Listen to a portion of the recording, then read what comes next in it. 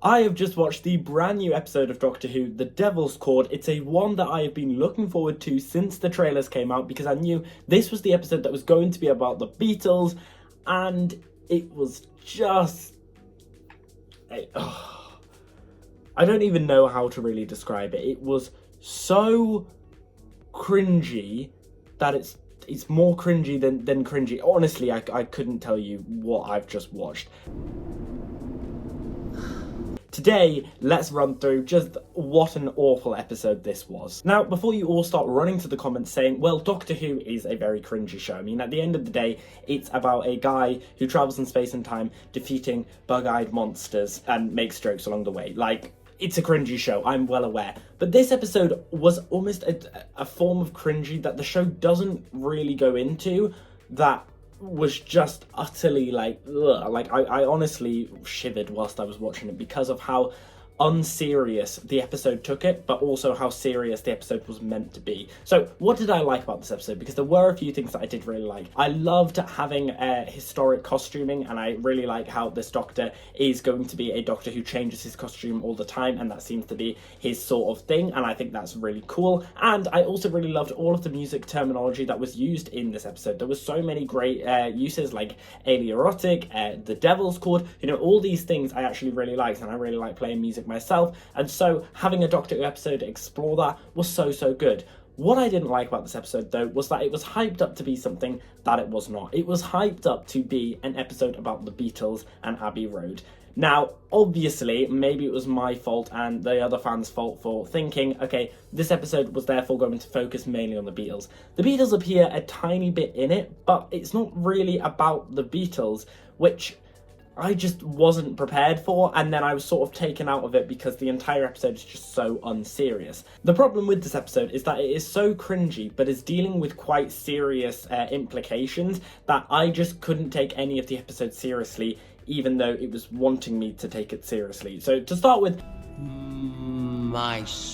Maestro was an evil character who played so hard into the stereotypes of what makes an evil villain. She's the only human left! Like an evil laugh, but then was paired up with these really cringy moments of like looking at the camera weirdly. I'm going solo. Or like every time they were going to do an evil plan, they would do this weird cringy smirk to the camera. Just all these things of having such an eccentric villain, but matched up with these cringy traits just did not work whatsoever. Like even the way Maestro caught their enemies, or the way that Maestro ended up being defeated in the final battle, was all initially good ideas of using like the music notes as weapons, and I think that was such a really cool idea, but then it was matched up with just things that took me out of the action because of how cringy it was. Like for example, when the Doctor and Maestro end up having this music battle, and it's a music battle that defeats the villain. Okay, slightly cringy, but it's something that Doctor Who probably would do in this situation. However, Maestro then decides to break the fourth wall by snatching the violin in such a weird way, and the Doctor and Ruby are now playing the piano backwards. Music battle.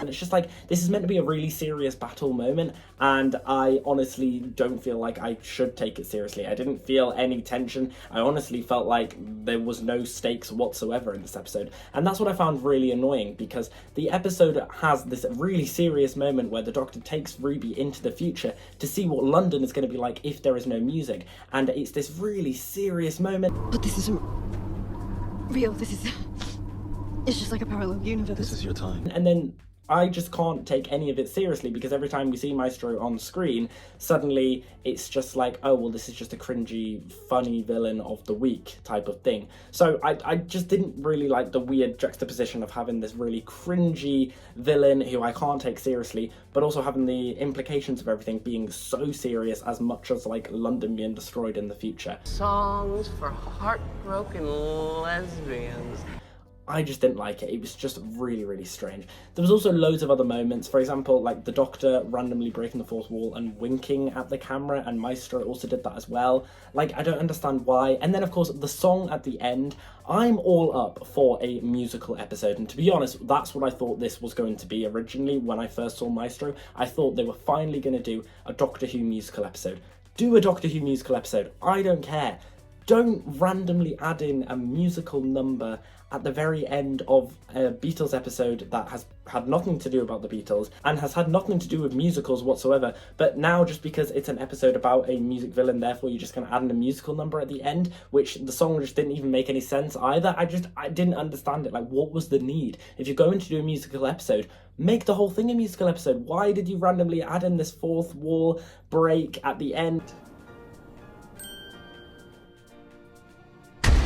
There's always a twist. It just, it made my skin crawl. It was just so cringy. I just didn't understand why they did it. And then there was also other cringy moments, like Ruby being trapped in an instrument, the Doctor being trapped inside of a drum, like Maestro climbing out of the piano. Like, some things worked, some things just looked really off, and I couldn't take any of it seriously whatsoever. And then it's the fact that the way they eventually defeated Maestro was, of course, in one of the most predictable ways possible. The Beatles finally come together and find the final chord, and it just felt very predictable, and like the stakes weren't there, and it just wasn't what I was hoping for. I really was looking forward to either a fully musical episode or an episode focused on the Beatles. Instead, we got this really weird up and down, cringy but very serious episode that I just think didn't work. Either have really cringy, either have really serious.